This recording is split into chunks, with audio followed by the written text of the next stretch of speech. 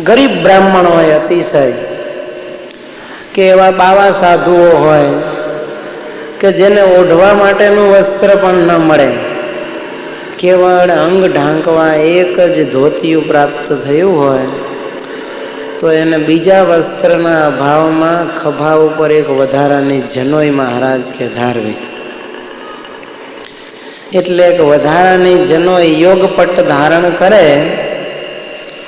તો એને ઉપરણી ઓઢી કહેવાય. એવી રીતે વસ્ત્રના અભાવમાં એક વધારાની જનોઈ વસ્ત્ર તરીકે પહેરીને પછી જ કોઈ પણ દૈવ સંબંધી પૂજા અર્ચન જે કંઈ કરતા હોય, હોમ કર્માદિ કરવા, અને એક જ ધોતી પહેરીને જો કરે તો એણે કરેલા જાપ આદિ બધા આસુરી થઈ જાય છે. એટલે કહે છે એક વસ્ત્રોને ભૂંજીત, અરે જાપ આદિ તો ન કરવા પણ એક વસ્ત્ર પહેરીને જમવું પણ નહીં. ઘણા એમને એમ એક જ વસ્ત્ર પહેર્યું હોય ને ખાતા હોય તો એ પણ નગ્ન ભોજન કર્યું કહેવાય. એટલે પેન્ટ અને શર્ટ પહેરીને પછી જમવું, પણ એક ખાલી નીચલું ધોતી અથવા તો પેન્ટ પહેરીને જમવા બેસવું નહીં. જો એક વાસરા જપેદ્યસ્તુ યદ દદાતિ જુહોતિ ચ તત્ સર્વમ અસુરેન્દ્રાણામ બ્રહ્મા ભાગમાં કલ્પયેત. જાતુકર્ણ્ય ઋષિ એમ કહે છે કે એક જ વસ્ત્ર ધારણ કરી અને જે જપ કરે છે, કંઈક દાન આપે છે અથવા તો યજ્ઞ કરે છે, એ બધું જ અસુરના ભાગમાં જાય છે. એનું ફળ કોને મળે? અસુરોને મળે. દાન દક્ષિણા આપણે કરીએ ને ફળ અસુર લઈ જાય. એટલે એક વસ્ત્ર પહેરીને કોઈ ક્રિયા કરવી નહીં. વળી ભગવાન કહે છે કે ખરેખર તો પૂજામાં ધોતી અને ઉપરણી જ પહેરવા જોઈએ. કારણ તો આ વૈદિક ડ્રેસ છે. જે વૈદિક ડ્રેસ ભગવાને આ આપણી પૂજા માટે નિર્ધારિત કર્યો છે. તમે જોજો હોસ્પિટલ હોય ને તો એમાં નર્સના બધાના ડ્રેસ નક્કી હોય. ડોક્ટર પણ ઓપરેશન કરવા ઓપરેશન થિયેટરમાં જાય તો એને એપ્રોન ને હાથમાં મોજા ને બધું પહેરીને ઓપરેશન થિયેટરમાં જવાનું હોય. મોટી કંપની હોય તો મેનેજરથી માંડીને બધાના ડ્રેસ હશે, યુનિફોર્મ એને નક્કી હોય. સ્કૂલમાં તમે જાઓ, બાલ મંદિરથી માંડી અને હાયર સેકન્ડરી સુધી એમાં પણ સ્કૂલ ડ્રેસ નક્કી કરેલા હોય છે. અરે મિકેનિક હોય, મિકેનિક કંપનીમાં તમે જુઓ, મોટર મિકેનિક ને ઓટો સ્પેર પાર્ટ વાળા જે રિપેરિંગ કરવાની દુકાન હોય તો ત્યાં પણ ઓટો રિપેરિંગ વર્કર્સ વાળા મિકેનિક્સ ને યુનિફોર્મ હશે. તમે જુઓ, અને કોઈ પણ મશીનરી વાળી કંપની હોય, યાંત્રિક કામગીરી ચાલતી હોય, ત્યાં તો અમેરિકામાં તો હેલ્મેટ ને બૂટ કમ્પલસરી હોય. જ્યાં જોખમ હોય એક્સિડન્ટ થવાનો, ત્યાં કમ્પલસરી હેલ્મેટ અને બૂટ વગર એન્ટર થવા જ નથી દેતા. ગમે એટલી ગરમી હોય, ઉનાળાનો ધોમ ધકતો તાપ હોય તો વકીલને કોર્ટમાં જવું એટલે કાળો કોટ પહેરવો જ પડે. જુઓ, સૈનિકોને વર્દી, પોલીસોને વર્દી. આમ તમે જુઓ, મોટા ભાગે બધી જ જગ્યાએ યુનિફોર્મ નક્કી થયા છે. તો આ બધાનો ડ્રેસ નક્કી હોય તો પછી ભગવાન ભજવા અને અક્ષરધામમાં જવા માટે નહીં. એટલે એના માટે ભગવાને શું કર્યું? આ વૈદિક ડ્રેસ નક્કી કર્યો. જો જેના માટે કોઈ તમારે માપ દેવાની જરૂર નહીં, સીવડાવવાની જરૂર નહીં. દુકાન જઈને ઉભા રહ્યો, ગમે ત્યારે જરૂર હોય એટલે ફટ લઈને દુકાને જઈને કયો ધોતી આપો એટલે તરત 4 મીટરની ધોતી આપી દે. લ્યો, ખોવાઈ ગઈ હોય તો તાત્કાલિક મળી જાય. તમારે પેન્ટ તો રેડીમેડ શોધવા પડે, કાં સીવડાવવા પડે. આમાં કોઈ મેજરમેન્ટ આપવાની જરૂર જ નહીં. છતાંય ઘણા 3 બાપ દીકરો હોય તો 3 વચ્ચે એક ધોતી રાખેલી, એક ધોતી અને એક ઉપરણી હોય. એટલે એક જણ 12 ગામ ગયો અને એ 2 લઈ જાય તો બાકીના 2 પૂજા ધોતિયા વગર ના રહે. તો હું એમ કહું છું, આપણે પહેરવાના વસ્ત્રો તમે જો કેટલી જોડી હોય છે.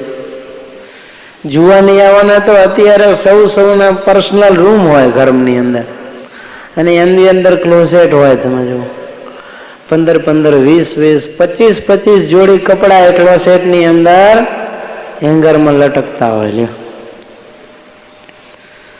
અને ધોતી એક સૈયારી,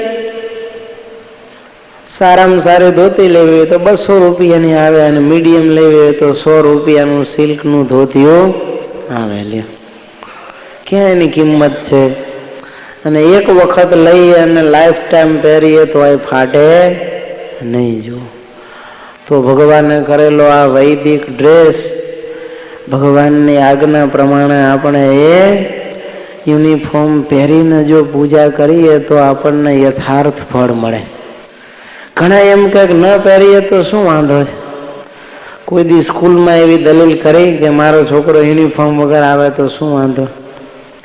દર વર્ષે સ્કૂલ બદલતા હોય તો દર વર્ષે નવો યુનિફોર્મ સીવડાવે. બૂટ હોય, પીટીના બૂટ જુદા હોય, પીટીના પાછા ચડ્ડી ને પેન્ટ જુદા, વળી ગેમ્સ રમતા હોય તો એના ટી શર્ટ જુદા. કોઈ દી એમ નથી કહેતા કે અમે આ નહીં લઈએ. જુઓ તો ફી ભરે છે ત્યાં તો સ્કૂલની 300 રૂપિયા મહિને ફી હોય સ્કૂલની. બોલો, તો ફી ભરે છે ને ઉપરથી આ બધા નિયમો પાળે છે. અને છોકરું એકવાર ભૂલથી ગયું હોય તો ઘરે પાછું મોકલી દે તો ત્યાં કાંઈ કહેતા નથી. રૂપિયા આપી અને એજ્યુકેશન લેવું છે તો ત્યાં તમને જેમ સ્કૂલવાળા સંચાલકો કે એમ બધું કરો છો. અને આ તો અક્ષરધામ મેળવવું છે ને એના માટે ઘડીક વાર આપણાથી યુનિફોર્મ પૂજાનો ન પહેરાય. બીજા બધા યુનિફોર્મ બધા લોકો પહેરાય. એનો છે ને એનો પ્રભાવ હોય. શું હોય? ડ્રેસની અસર હોય. તમે સૈનિકને લેંઘો ને જબ્બો પહેરીને લડવા મોકલો ને તો એ હારીને જ આવે, પણ એને મિલિટરીનો ડ્રેસ પહેરાવો, પોલીસને એ વર્દી પહેરાવો એટલે એ અસલી મૂડમાં આવી જાય. એના એ PSI પણ જો લુંગી પહેરીને ફરતો હોય ને તો એનામાં એવો કરંટ હોય નહીં. પણ એ જ્યારે વર્દી ચડાવે અને ખંભે પિસ્તોલ આપણે બંદૂક ભરાવે કે પછી કેળમાં પિસ્તોલ ભરાવે એટલે એનો અસલી મૂડ આવી જાય. જો એને મગજમાં ફિટ થઈ જાય કે હવે હું PSI છું કે DIG છું કે આપણે કોન્સ્ટેબલ છું, એ તરત જ એના મૂડમાં આવી જાય ને ધાર્યું કામ પતાવે છે. તો વસ્ત્રની એક અસર હોય છે. તમે જેવા વસ્ત્રો ધારણ કરો ને એ પ્રકારની તમારી મનોવૃત્તિ થાય. લ્યો, તો પૂજામાં બેઠા હોય ને તમે પેન્ટ શર્ટ ને કોટ ચડાવ્યા હોય ને તો તમને દંડવટ કરવાનું મન ન થાય. લ્યો, તકલીફ થાય. જો દર્શન કરવા આવે ઘણા ઊભા દર્શન કરીને નીકળી જાય છે કે પેન્ટમાં શર્ટમાં કરટલી પડી જાય છે, દંડવટ ન થાય. તો આ પૂજાના જે ધોતિયા ને ઉપરની છે ને એની એક પર્ટિક્યુલર અસર હોય, એની ઇફેક્ટ હોય. તમે એ પહેરીને પૂજા કરવા બેસો એટલે તમને એમ જ થાય કે હવે હું પૂજક છું, એવો ભાવ ઓટોમેટિક અંદર તમને ક્રિએટ થાય. તમને એમ લાગે કે હમણાં હું પૂજા કરું છું એટલે મારે બીજી કોઈ પ્રવૃત્તિમાં મન પરોવાય નહીં. જો એટલે આ વૈદિક ડ્રેસ છે અને એની એવી અસર હોય એટલે ઓટોમેટિક આપણામાં ભક્તિ ભાવ જાગે. એટલે જેને ખરેખર વિધિપૂર્વક ભગવાનની પૂજા કરવી છે એને તો ધોતિયું અને ઉપરણી આ બે વસ્તુ ધારણ કરીને જ ભગવાનની પૂજા કરવી જોઈએ. ત્યાર પછી ભગવાન કહે છે ઉપવિશ્ય તતઃ શુદ્ધ આસને શુચિભૂત ભૂતલે અસંકીર્ણમ ઉપસ્પૃશ્યમ પ્રમુખમ ચોત્તરામુખમ. ભગવાન કહે છે અને તે વાર પછી પૃથ્વીને વિશે પાથર્યો અને શુદ્ધને કોઈ બીજા આસનને અડ્યું ન હોય અને જે ઉપર સારી પેઠે બેસાય એવું જે આસન તેને વિશે પૂર્વ મુખે અથવા ઉત્તર મુખે બેસીને આચમન કરવું. વસ્ત્રો પહેર્યા પછી ભગવાન કહે છે શુદ્ધ કરેલી જમીન. પહેલા તો ગાર હતી ને એટલે એમ કહે છે કે છાણ માટીને લીપીને પવિત્ર કરેલી ભૂમિમાં કે દેવ મંદિરમાં અસંકીર્ણ અને શુદ્ધ આસન ઉપર બેસીને પૂર્વ મુખે અથવા તો ઉત્તર મુખે બેસી અને આચમન પૂજા આદિ કરવા જો. શું કહે છે કે ગમે ત્યાં ગમે ત્યારે ઠીક લાગે એમ પૂજા કરવા બેસી જવું નહીં. નાહી ધોઈને પવિત્ર વસ્ત્રો ધારણ કર્યા પછી જ્યાં પૂજા કરવી હોય એ જગ્યા આપણે શુદ્ધ કરી નાખવી. કારણ કે ગ્રહસ્થોના ઘરમાં તો બધા છોકરાઓ ગમે તેવા પગે ફરતા જ હોય, એઠું જૂઠું બધું ઢોળતા હોય એટલે અશુદ્ધ હોય. એટલે હવે અત્યારે આપણે જો સિમેન્ટનું ફ્લોરિંગ હોય કે કોટા હોય, માર્બલ હોય, ટાઇલ્સ નાખેલી હોય તો પાણીથી પોતું કરી નાખીએ વાળીને. અને જો ગાર માટીના મકાન હોય તો લીપીને જમીનને શુદ્ધ કરવી જોઈએ. અને એ શુદ્ધ કરેલી જમીન ઉપર આસન પાથરી અને પૂજા કરવા બેસવું. જો એમાં આસન કેવું તો કે અસંકીર્ણ આસન. સંકીર્ણ આસન કેને કહેવાય તો કે બાજુમાં બીજા આસનને અડેલું હોય, બહુ લાંબુ હોય, 2 જણ બેસી શકે એટલું મોટું. પોતાનું અને દેવનું એક જ આસન ભેગું રાખ્યું હોય. ઘણા તમે જો ગામડિયા બધા લોકો હોય શું કરે ખબર, જે નાઈન કોરું કરવાનું ધોતી હોય ને પનિયું એ જ પાછા પાથરી દે વાળીએ. ઓરડી ઉપર ધાબુ ભરેલું હોય ને ત્યાં પૂજા કરવા બે સવારમાં, ખેતર રહેતા હોય રાત એટલે, અને એ આખું જ આસન પાથરી દે. ભગવાનનું ને એનું બેતાનું બે હવાનું બેયનું ભેગું આસન હોય. સ્વામી કહે છે એને સંકીર્ણ એટલે ભેગું આસન કહેવાય. ભગવાન અને પોતાને બંનેને બેસવાના આસન એક જ ન રાખવા. એમાં ઘણી વાર શું થાય, તમે ઊભા થાવ ત્યારે આસન તમારું આઘું પાછું થાય તો મૂર્તિ ભેગી થઈ જાય, એક ઉપર બીજી ચડી જાય એવું થાય. ક્યારેક ઊભા થાવ તો આમ આંટો ચડી જાય તો મૂર્તિ ઉડીને હેઠી પણ આસનમાંથી પડી જાય છે. અને આમે ભગવાન અને આપણા બેની વચ્ચે સ્ટેજ ડિફરન્સ છે. જો ભગવાન આપણાથી મોટા છે એટલે એનું આસન આપણું આસન એક હોઈ શકે નહીં. રાજા હોય, તમે દરબારમાં બેઠા હોય તો જો રાજાનું સિંહાસન જુદું હોય, પછી એના પ્રધાનોની એ બધા બાજુમાં બેઠા હોય, નીચે એની પ્રજા બેઠી હોય. એમ આપણે ભગવાનના સેવક છીએ તો સ્વામીની સાથે સેવકને ક્યારે બેસાય નહીં. જો એવી રીતે બેસે તો એ સ્વામીની મર્યાદાનો ભંગ કર્યો કહેવાય. તો ભગવાન તો અનંત કોટી બ્રહ્માંડના પતિ છે, સર્વેશ્વર છે, આ અવતારના અવતારી છે અને રાજાધિરાજ છે અનંત કોટી બ્રહ્માંડના. તો પછી એવા ભગવાન અને આપણે બંને એક આસનમાં ક્યારે બેસી શકીએ? માટે આપણું આસન અને ભગવાનનું આસન બેયનું એક ભેગું આસન ન રાખવું. હા, જમીન ઉપર તમે કાંઈક ચટ્ટાઈ પાથરી હોય તો એના ઉપર પાછા આપણા બેસવાના બીજા 2 અલગ આસન રાખવા જોઈએ. કારણ કે અમેરિકા જેવા વિસ્તારમાં શું થાય, નીચે ફ્લોરિંગ એને કરેલું જોઈએ, એમાં ચટાઈ પાથરેલી જોઈએ બધે જાજમ, કારણ કે ત્યાં ઠંડી બહુ, એટલે આખા મકાનમાં બધે જાજમ કમ્પલસરી પાથરવી જ જોઈએ, ને તો ઠંડુ બહુ લાગે.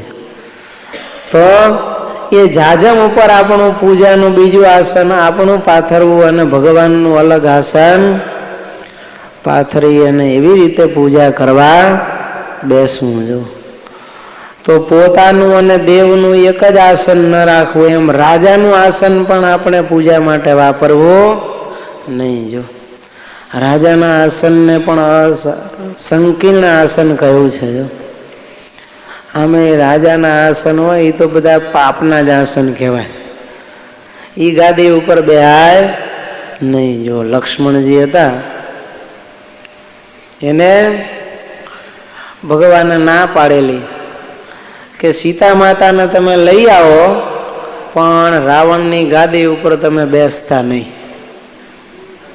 રાવણના સિંહાસન ઉપર તમે બેસતા નહીં. લક્ષ્મણજી કહે છે ભલે મોટા ભાઈની આજ્ઞા લઈને વિભીષણ સાથે નીકળ્યા, કારણ કે રામને તો વનવાસ હતો 14 વર્ષ, એટલે લંકામાં જવાય નહીં. પણ લક્ષ્મણજીને કઈ વનવાસ નહોતો, એ તો ભગવાનની ભેળા આવ્યા હતા, એટલે લક્ષ્મણજીને મોકલ્યા. તો લક્ષ્મણજીને લંકામાં વિભીષણ લઈ ગયો. પછી વિભીષણને એમ થયું કે લક્ષ્મણજી આવ્યા છે તો લાઈને પ્રસાદીની કરાવી લઉં ગાદી. અમે પધરામણીએ જઈએ ત્યારે ઘણા હરિભક્તો આવા હોય બિચારા ભાવવાળા, પણ એને ખબર નથી હોતી, એટલે ભોળા ભાવે એમ કે સ્વામી પલંગ ઉપર બેસો, પ્રસાદીનો કરી દો. હિંડોળા ખાટ હોય સરસ. એક ભગત અમેરિકામાં મેં ગયા હતા, બહુ મોટો વિશાળ બંગલો હતો એનો, સરસ મજાના રજવાડી હિંડોળા ખાટ હતા. સ્વામીને કાના ઉપર બેસીને પ્રસાદીનો કરી દો. સ્વામી કે અમારે ન બેસાય. નહીં સ્વામી આપ બેહો, આજે જ નવો લાવ્યા છીએ, પ્રસાદીનો કરો પછી અમે બેસીશું. સ્વામી કે અમારે સંતોને બેસાય નહીં. લ્યો તમારો આગ્રહ છે તો હરિકૃષ્ણ મહારાજને પધરાવીએ. પછી ભગવાનને બેહાડીને ઝુલાવ્યા. તો એને ખબર નથી હોતી કે ભાઈ સાધુઓને પલંગમાં ન બેસાય કે હિંડોળા ખાંટમાં હિંચાય નહીં.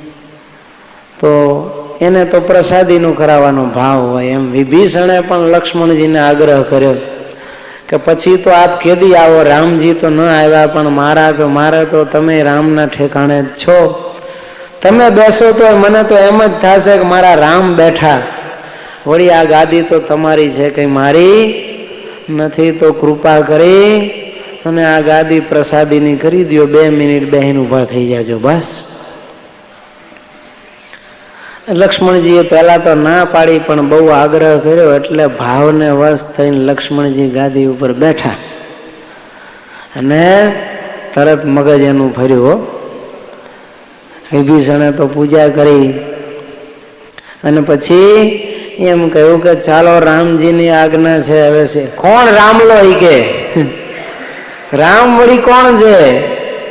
ઈ કઈ વાડીનો મૂળો કે રાવણના જે ગુણ હતા ને એ બધા એની અંદર આવી ગયા. જો હારું એક લઈને વિભીષણે હાથ જોડી અને લક્ષ્મણજીને ગાદી ઉપરથી ખેંચી લીધા અને હેઠે ઉતર્યા. પછી કહે છે કે વિભીષણ શું કહેતો હતો? ત્યારે કહે છે ભગવાનની આજ્ઞા છે, જલ્દી સીતાજીને લઈ આવજો.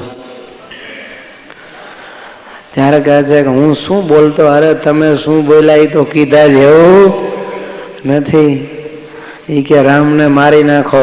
રામલો વળી કોણ છે? જો તો આમ રાજાના આસન હોય, આવા બધા મલિન આસન હોય, એટલે એના સિંહાસન ઉપર ક્યારેય બેસાય નહીં. જો સ્વામી પધરામણી જાય એટલે ઘણા મિલ માલિક ને કંપનીના મેનેજર માલિક હોય, એટલે એ કે સ્વામી આ ગાદી ઉપર બેહો. સ્વામી કે નહીં, સાહેબની શેઠની ગાદી ઉપર ન બેસાય. એ કે નહીં સ્વામી આપ બેહીને પ્રસાદીની કરો. સ્વામી કે અમે આ બાજુ બેસો. કસ્ટમરની જે ચેર હોય એના ઉપર સ્વામી બેસે, પણ મેનેજરો નહીં કે મિલ માલિકો કંપનીના માલિકોની જે ચેર હોય ને એના ઉપર સ્વામી એ કે તમે બેહો, બરાબર છે, ન બેસે સ્વામી. તો શતાનંદ સ્વામી ભાષ્યમાં લખે છે કે રાજાના આસન ઉપર પણ બેસવું નહીં. જો તો આ પ્રકારના આસનો છે એ બધા સંકીર્ણ આસન કહેવાય. એ આસનમાં બેસીને પૂજા કરવાથી પૂજાનું ફળ મળે નહીં. પદ્મ પુરાણની અંદર શિવ ગીતામાં શિવજી કહે છે કામડીના આસનથી બધા જ મનોરથો સિદ્ધ થાય. ઊનનું જે આસન હોય, જેને પોતાના સર્વ મનોરથની સિદ્ધિ કરવી હોય અને પૂજામાં ઊનનું આસન રાખવું. મૃગચર્મના આસન રાખવાથી મોક્ષ પ્રાપ્તિ થાય, પણ મૃગચર્મ ત્યાગીઓએ રખાય, ગ્રહસ્થીઓએ રખાય નહીં. એ પણ મહારાજ વખતે આ બધા આસનનો રિવાજ હતો, પણ હવે ધીરે ધીરે મૃગચર્મ અને વ્યાઘ્ર ચર્મના જે આસન પેલા રાખતા એ રિવાજ નીકળી ગયો છે. હવે લગભગ આપણા સંપ્રદાયમાં તો કોઈ બ્રહ્મચારી કે સંતો રાખતા નથી, પણ પહેલા ત્યાગીઓ રાખતા. જો એની પાછળનું એક કારણ હતું કે વ્યાઘ્ર ચર્મ અથવા તો મૃગ ચર્મનું આસન તમે રાખ્યું હોય અને એ આસન પાથરી અને તમે ધ્યાન ભજન કીર્તન કરવા બેસો તો કોઈ જીવ જંતુ એના ઉપર ચડે નહીં. એના એ ચામડાના સુગંધીથી કોઈ નાની કીડી મકોડી કે આદિ કોઈ જંતુઓ કે ઝેરી જંતુઓ પણ આવે નહીં. એટલે પહેલા તો યોગીઓ, યતિઓ, બ્રહ્મચારીઓ બધા જંગલમાં જ નિવાસ કરતા ને, અને માનસી પૂજા કરતા હોય, ધ્યાન કરતા હોય, આંખો બંધ કરીને જાપ કરતા હોય, તો એને જીવ જંતુઓ ક્યાંક વળી કરડે તો પીડા થાય અથવા તો ક્યારેક મૃત્યુ પણ થઈ જવાનો સંભવ રહે. જોકે અત્યાર સુધીના કોઈ એવા ઇતિહાસ સાંભળ્યા નથી કોઈ ધ્યાન ભજન કરતા હોય, તપ કરતા હોય ને આવીને સિંહ, વાઘ કે વરુ દીપડાએ ફાડી ખાધા હોય કે ઝેરી સર્પ કરડ્યા ને મરી ગયા. હિમાલયમાં હજારો બાવા સાધુઓ રહે છે, લાખો, પણ કોઈનું આવી રીતે મૃત્યુ સાંભળ્યું હજી આપણે નથી સાંભળ્યું. ક્યારેય સમાચાર એવા આવ્યા નથી. જે ભગવાનની ભક્તિ કરતા હોય એની રક્ષા ભગવાન કરે જ છે, પણ નાના એવા જીવ જંતુઓ પણ ચડે નહીં, કરડે નહીં, એટલે એને ધ્યાન ભજનમાં વિક્ષેપ પણ ન થાય. એટલા માટે પણ મૃગ ચર્મનું આસન અથવા તો વ્યાઘ્ર ચર્મના આસન યતિ, બ્રહ્મચારીઓ, ત્યાગીઓ, સંન્યાસીઓ રાખતા હોય છે. તો એ મૃગ ચર્મનું આસન રાખવું, કારણ કે એને તો મોક્ષ સિવાય બીજું કાંઈ જોતું જ ન હોય. ત્યાગીઓને એને મોક્ષની પ્રાપ્તિ થાય. વ્યાઘ્ર ચર્મ જે રાખે એને તપ અને લક્ષ્મી પ્રાપ્ત થાય. એટલે રાજા મહારાજાઓ મોટા તમે જુઓ એ તપ કરવા જતા ત્યારે જમીન ઉપર વ્યાઘ્ર ચર્મ પાથરી એના ઉપર એક પૈકી ઉભા રહીને તપ કરતા. ખુદ ભગવાન નીલકંઠ વર્ણી પણ મૃગ ચર્મ રાખતા. અને નાના હતા ત્યારે જો બાવાઓ આવેલા, 1000 બાવાઓ, અડબંગી બધા ખાખી બાવાઓ, નાગા બાવાઓ જે આપણે કહીએ ને, ચપૈયામાં આવ્યા. પછી હવે આટલા બાવાનું સીધું સામાન કોણ આપી શકે? સપૈયા તો નાનકડું ગામડું, 200-300 ની વસ્તીમાન. અને આ બાવાઓના તો જેના ઘરે જાય અહીંયાથી બધાનું સીધું માગે. આ તો બધા નામના જ બાવા હતા, ખરેખર તો ત્રાસવાદી કહીએ તો ખોટું નહીં, એવા બધા જુલમ ગુજારે. તો ગામના જે મુખી હતા એને ખબર પડી સરપંચને કે બાવા આવ્યા છે, તો ગામ છોડીને જ ભાગી ગયા. પછી ગામમાં પૂછ્યું કે આ ગામમાં ધનાઢ્ય ગ્રહસ્થ કોણ છે? ત્યારે કે ધર્મદેવ અને સરપંચ 2 જણા છે. સરપંચ તો ભાગી ગયેલા, એટલે 1000 બાવાઓ આવ્યા ધર્મદેવની ઘરે. આવીને ધોકા ચીપિયા ખકડાવવા માંડ્યા. ક્યાં ગયા છે ધર્મદેવ? ધર્મદેવ કે આ રહ્યો, બોલો બાપજી. ત્યારે કે 1000 મૂર્તિ છે. કેટલી? 1000 મૂર્તિ. બાવાની મૂર્તિ કે 1000 મૂર્તિનું સીધું સામાન આપો. ધર્મદેવ કહે છે ભલે મારા ઘરમાં તો 4 જણાની 5 જણાની વસ્તી છે, એટલે અમારી પાસેથી 1000 જણનું સીધું ક્યાંથી હોય? માટે એમ કરો, ગામના સરપંચ પાસે તમે જાઓ, મારી પાસે છે એટલું હું તમને આપું, બાકી તો સરપંચ વ્યવસ્થા કરાવી આપે. ત્યારે કહે છે, સરપંચ તો है ही नहीं और हमने आपका नाम सुना है कि सबसे बड़े गृहस्थ आप हो, इसलिए हम तो आपके पास से ही सीधा सामान लेंगे. લ્યો, ધર્મદેવ મૂંઝાણા. હવે કઈ 1000 જણાનો કઈ લોટ કોઈના ઘરમાં હોય? 5 જણાની વસ્તી, એમાં 1000 જણાનો લોટ દળાવીને શું કરે? ને એ જમાનામાં કઈ આવી ફ્લોર મિલ નહોતી. શું કરવું પડે? ઘંટીમાં લોટ દળવા પડે. ઘરે સવારમાં વહેલા ઉઠીને બાઈઓ રોજ લોટ દળના દળે, પાણી ભરવા જાય, છાણવા સીધું કરે, વલોણા કરે, મહી વલોવે. આ બધી પ્રવૃત્તિઓ સવારમાં વહેલા ઉઠીને ઘરની સ્ત્રીઓ કરતી, એટલે કોઈને એટેક આવતા નહોતા. ખૂબ પરિશ્રમ કરે અને વ્યવસ્થિત ખોરાક લે, એટલે કોઈ માંદા જ ન પડતા જલ્દી. જુઓ, અને આજ તો ખાઈ પીને હોઈ જ રહે બધા. નોકર રાખ્યા હોય, વાસણ ધોવાના નોકર, કપડાં ધોવાના, કચરા પોતાના નોકર, ને ઘણા તો રસોઈ કરવાના નોકર જ રાખે. લે, રાણી એલિઝાબેથ કે વિક્ટોરિયાની જેમ સવારથી હાંજ સુધી સોફા સેટમાં પલંગમાં જ પડ્યા હોય. પછી એટેક નું આવે તો બીજું થાય શું? હા BP, high BP, low BP, કંઈક દર્દો, પછી શરીરમાં દુખાવા ઉપડે. પણ જો કંઈક શારીરિક પરિશ્રમ કરતા હોય તો જલ્દી બીમાર થાય નહીં. ધર્મદેવ કહે છે, ભઈલા આટલાનું સીધું સામાન મારા ઘરનો વરો જ નથી. આખા વર્ષનું સીધું સામાન અમારું હોય તો 1500 જણાનું ભેગું કરીએ અમે, માટે આટલું ક્યાંથી હું આપો? એ કે નહીં, આપકો ही देना पड़ेगा. માંડ્યા ધોકા ચીપિયા ખખડાવા. તો ધર્મદેવ મૂંઝાણા. ત્યાં ઘનશ્યામ રમવા ગયેલા ને ઘનશ્યામને ખ્યાલ આવ્યો કે પિતાજી મુશ્કેલીમાં છે. દોડતા દોડતા ઘરે આવ્યા. આવીને કહે છે, પિતાજી ये लोग क्यों आए हैं? ત્યારે કહે છે, ભિક્ષા લે. અરે આપો ને. ઘનશ્યામ શું કહે છે? બાવા સાધુને આપો ને, બિચારાને કેમ રોકી રાખ્યા છે? અરે બેટા ઘનશ્યામ, આપણા ઘરમાં 1000 જણાનું સીધું સામાન ક્યાંથી હોય? ભગવાન કહે છે, લઈ આવો આપણા જે સીધા સામાનના લોટના, ઘીના બધા માટલા લઈ આવો, અને જે જેટલું માગે એટલું માંડો દેવા. ધર્મદેવને તો ઘનશ્યામના વચનમાં વિશ્વાસ હતો. 5-7 જણાને થાય એટલો લોટ હતો. 1-1.5 કિલો ઘી હશે, સાકર, આ બધી વસ્તુ હતા ને એના માટલા લાવીને મૂક્યા. ભગવાન ભાભીને ભક્તિ માતાને કહે છે, માંડો જે માગે એટલું દેવા.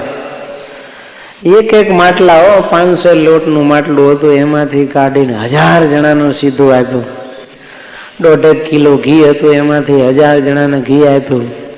સાકરના માટલામાંથી 5 કિલો માંડ સાકર હશે, બધા 1000 બાવાના થાય એટલી સાકર, મરી મસાલા બધું અપાવડાવ્યું. બાવાઓ તો ખુશ થઈ ગયા. ધર્મદેવ કી જય હો, ધર્મદેવ કી જય હો.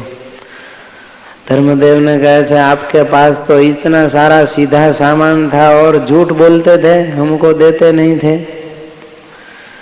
भगवान कहते, जाओ હવે રસોઈ કરીને શાંતિથી જમજો.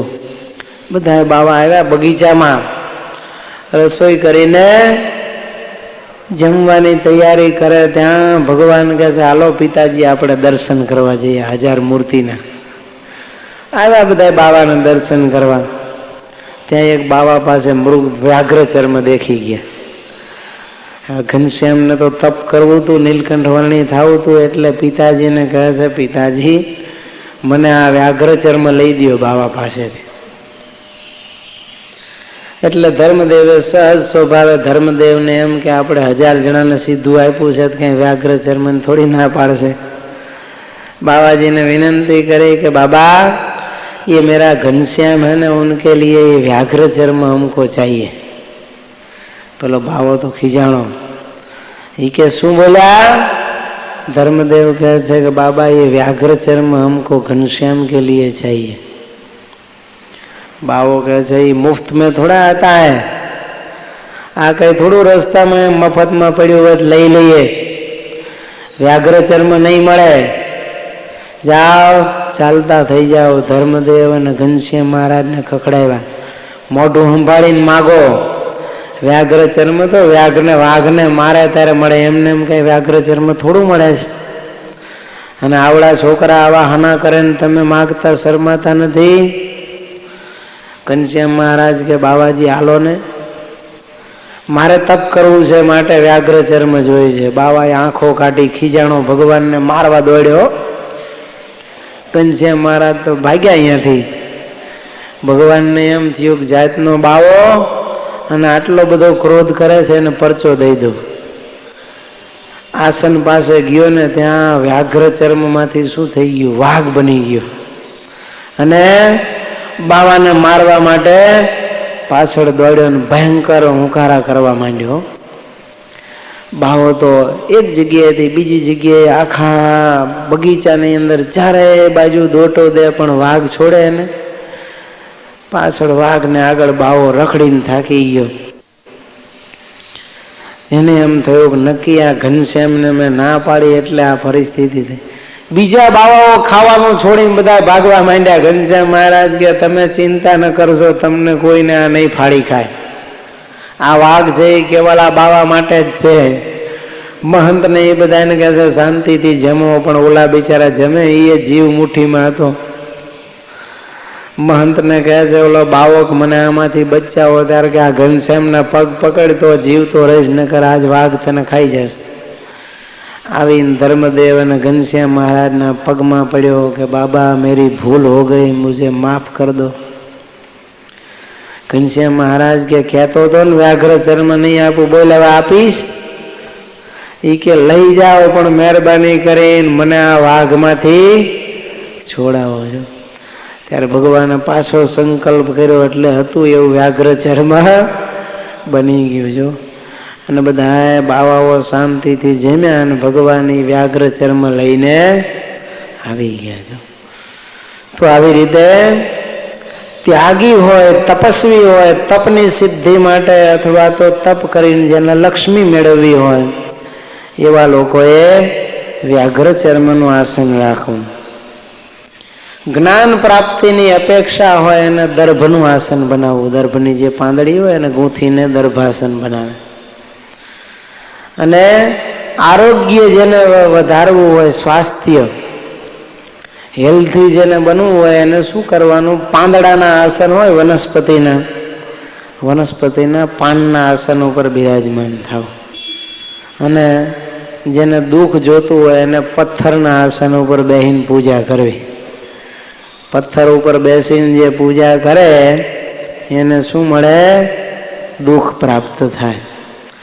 અને કાષ્ઠ ઘડ્યા વગરના જે લાકડા હોય એના ઉપર એમને બાવળના થળિયા હોય, આંબાના આદિ થળિયા હોય એના ઉપર બેહીને પૂજા કરે તો એને રોગ થાય. અને સૂત્રો આસન રાખીને જો પૂજા કરે તો એને દરિદ્રતા આવે, ગરીબ થાય. શું થાય? ગરીબાઈ આવે છો.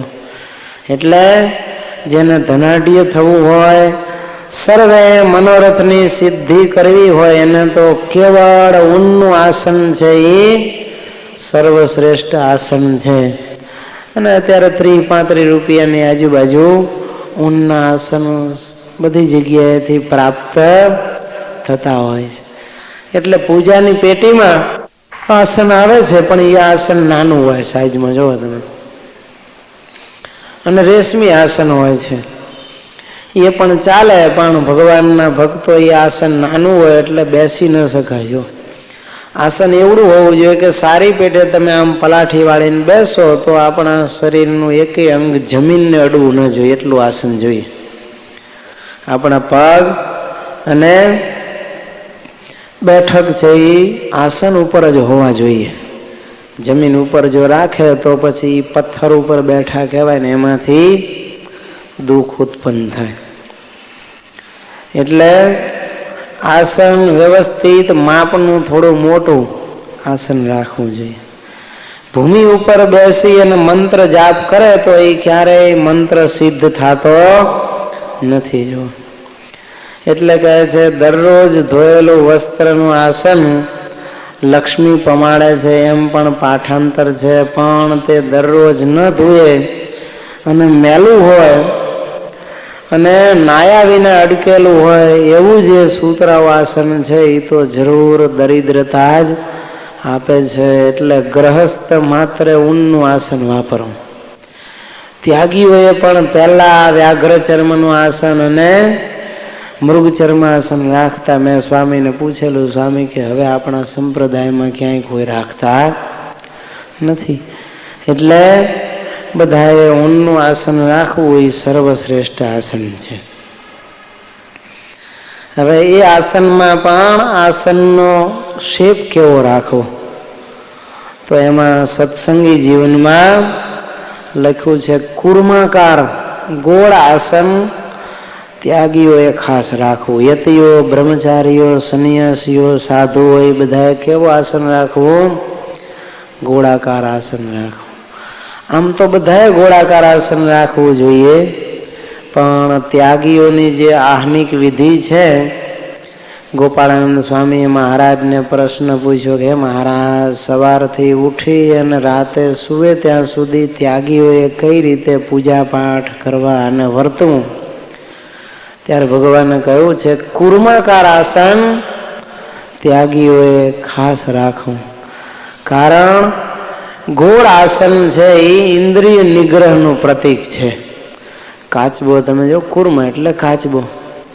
કાચબો શું કરે? કાંઈ પણ વિઘ્ન જેવું લાગે તો પોતાના પગ અને મોઢું બધું અંદર ખેંચી લે. બધી ઇન્દ્રિયોને સંકોચી અને રૂંઢમૂઢ થઈ જાય. જો પછી એના ઉપર તમે ગમે એટલા ઘા કરો ને તો એ કાચબાને કાંઈ ન થાય. શું કહ્યું? કાચબાને કાંઈ થાય નહીં. લ્યો, ગમે એટલા મારવાના પ્રયાસ કરો, ન મરે.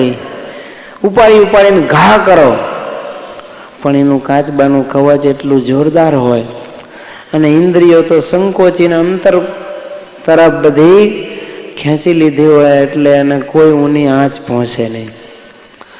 એમ જો આપણે ગોળાકાર આસન રાખીએ તો આપણી જે ઇન્દ્રિયોની વૃત્તિઓ છે એ બધી અંતર સન્મુખ થાય. આપણી વૃત્તિઓનો સંકોચ અને નિગ્રહ થઈ અને ભગવાનની મૂર્તિમાં જોડાઈ જાય. એટલા માટે ભગવાન કહે છે ભગવાનના ભક્તોએ અને એમાંય ત્યાગીઓએ તો ખાસ ગોળાકાર આસન જ રાખવું. ગોળ આસન ત્યાગીઓએ, યતિ, બ્રહ્મચારી, સંન્યાસીઓએ રાખવું. એક વખત શિવજી ઇન્દ્રના મહેમાન થવાના હતા, એટલે ઇન્દ્ર શિવજીનું દિલ બહેલાવવા માટે બધા પ્રકારની તૈયારીઓ કરી. શિવજી માટે અમૃત, અપ્સરાઓનો નાચ, સરસ મજાની રહેવા જમવા કરવાની સુવિધા બધું જ તૈયાર કર્યું. દબદબાપૂર્વક સ્વાગત કરવાની વ્યવસ્થા કરી. શિવજી આવ્યા એટલે ધામધૂમથી ઇન્દ્રે એનું સ્વાગત સામયું કર્યું. વોર્મ વેલકમ કહેતા ઉમદા સત્કાર કર્યો એનો. નાસ્તા પાણી કરાવ્યા. સરસ મજાના સિંહાસનમાં શિવજીને બિરાજમાન કર્યા. પણ શિવજી તો જરાય મોઢું મલકાવે જ નહીં. ઇન્દ્રને એમ થયું કે શિવજીને પ્રસન્ન કેમ કરવા? અમૃત પાયું, અપ્સરાઓનો નાચ કરાયો. રંભા આદિ અપ્સરા નાચી, તોય શિવજીને તો કઈ મુખાકૃતિમાં ફેર ન પડે. ઉર્વશી અપ્સરાએ પોતાની બધી કળા દેખાડી, તોય શિવજી ખુશ ન થયા. ઇન્દ્રને થયું ભારે કર્યા. તો શિવજીને રાજી કરવાના બધા ઉપાયો કરવા છતાં પણ શિવજી આનંદમાં આવતા નથી. ત્યાં નારદજી આવ્યા એટલે નારદજીને પૂછ્યું કે શિવનું દિલ બહેલાવવા માટે શું કરવું? નારદજી કહે છે શિવજી તો જોગી જતી છે, એને તમે આ બધા ઉપાયો કરશો તો પણ રાજી નહીં કરી શકો. ખાવા પીવાની એને ક્યાં અપેક્ષા છે? વસ્ત્ર અલંકારોની પડી નથી, ભભૂતિ લગાવે છે, વાઘાંબર પહેરે છે, અને જ્યાં સર્પોની હાર માળાઓ કરી એને ગળામાં લબડાવે છે. એને કોઈ અલંકારથી એ પડી નથી. એ તો કામજીત છે. અપ્સરાઓ નાચવા ગઈ હતી તો ત્યારે પણ ક્રોધ કરીને કામદેવને બાળી નાખેલો. માટે આ ઉપાયો વડે તમે શિવને રાજી નહીં કરી શકો. તો પછી શું કરવું? ત્યારે કે શિવનું નામ પશુપતિનાથ છે. માટે પૃથ્વી ઉપરથી બધા જ પશુઓને બોલાવો. એને ભેગા કરશો ને તો એને જોઈને રાજી થશે. વહુઠામાં જેમ ગધેડાનો મેળો થાય છે એમ નારદજી કે તમે પૃથ્વી લોકના બધી જાતના પશુઓને અહીં તેડાવો અને એને જોઈને કદાચ શિવજીનું દિલ બહેલાય. એટલે પૃથ્વી લોકો પરથી સિંહ, વાઘ, વરુ, ચિત્તો, દીપડો, અરણા, પાડા, જીરાફ ને રોજ ને નીલ ગાય ને સાદી ગાય ને કૂતરા, બિલાડા, ગધેડા, હાથી, ઘોડા, ટટ્ટુ બધા લઈ ગયા ઉપર પશુઓને, ભેંસને, રીછડું, શિયાળ ને ચિત્તા ને જે કાંઈ હતા એટલા પશુઓને હાજર કર્યા. અને ઇન્દ્રે કહ્યું છે કે જુઓ, તમારે તમારી કળા દેખાડી અને શિવજીને રાજી કરવાના છે. પેલા કહે છે ભળે. અને આ તો એક બાજુના ડિપાર્ટમેન્ટમાં આ બધા પશુઓ ગોઠવાઈ ગયા. એક સેક્શનમાં પશુઓ બધા. સિંહને સ્ટેજ ઉપર હાજર કર્યો, એને સ્ટેજ પ્રોગ્રામ આપ્યો. ભયંકર ત્રાળો નાખી પંજા પછાડ્યા, પણ શિવજીને તો કાંઈ નહીં. વાઘ આવ્યો, ચિત્તો, વરુ, દીપડો, નાર, શિયાળ, હવની કળા બધા અજમાવ્યો, પણ શિવજીનું મોઢું મલકાય નહીં. ત્યારે બધા સ્ટેજ ઉપર એક બાજુ ઉભા હતા. કાચબો હતો ને, હળવે હળવે ઠીચુક ઠીચુક કરતો આવવા માંડ્યો. ઇન્દ્રને કહે છે કે મને ચાન્સ આપો તો શિવને હું પ્રસન્ન કરી લઉં. ઇન્દ્ર કહે છે તારાથી પ્રસન્ન થતા હોય તો ભાઈ તું દેખાડ કળા, મારે તો શિવને રાજી કરવા છે. એટલે કાચબો આગળ આવવા માંડ્યો ને એટલે સિંહ ને વાઘ, વરુણ, ચિત્તો ને દીપડા ને બધા ઘુરકિયા કરવા માંડ્યા. એ કે આ નાનકડું કાચબું શું સ્ટેજ ઉપર આવીને પ્રોગ્રામ આપશે? ચાલ પાછું જતું રહેતો, અમારાથી રાજી ન થયા ને તું વળી કઈ વાડીનો મૂળો. એટલે કાચબો તો ઊભો રહી ગયો. ઇન્દ્રને કહે છે કે આ બધા મને ડોખરાવે, વઢે છે.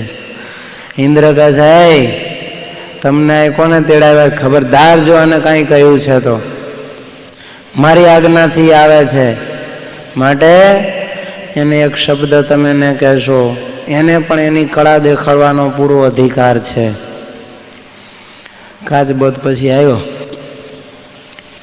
આવીને સ્ટેજ ઉપર બેઠો અને સિંહ, વાઘ, વરુ, ચીપતા, દીપડા, હાથીને બધાને કહે છે કે મોટા ઉપાડે ધોડ્યા આવ્યા હતા. તે કોઈ શિવને રાજી કરી શક્યા? આમ જ્યાં કીધું ને ત્યાં ઓલા બધા તૂટી પડ્યા. કે કાચબાને પતાવી દો. કાચબો કે તમારે થાય કલ્યો એમ કરીને મોઢું પગ બધું અંદર નાખીને બેહી ગયો રૂંઢ મૂંઢ થઈને. પછી તો હવની તાકાત પ્રમાણે બધા કાચબા ઉપર પ્રહારો કરવા માંડ્યા, પણ કાચબાને કાંઈ થાય? ઢાલ કાચબો, કાંઈ થયું નહીં એને. તો બધા પ્રાણીઓએ પોતપોતાની શક્તિ અજમાવી, પણ કાચબાને ઊની આંચનું આવી એ જોઈને શિવજી ખુશ થઈ ગયા. અને કાચબાને કીધું કાયમ હું તને મારા શિવાલયમાં રાખીશ. જો ઇન્દ્ર રાજી થઈ ગયો કે જે થયું આપણે તો કાચબે ભગવાનને રાજી કર્યા ને બસ. તો એ શિવજી કાચબાને જોઈને કેમ રાજી થયા? તો શિવજી યોગી છે. કાચબાની એ કળા જોઈ અને શિવજી એમાંથી ઉપદેશ આપ્યો બધાને કે જુઓ, કાચબાના અંગો જો હમણાં બહાર હોત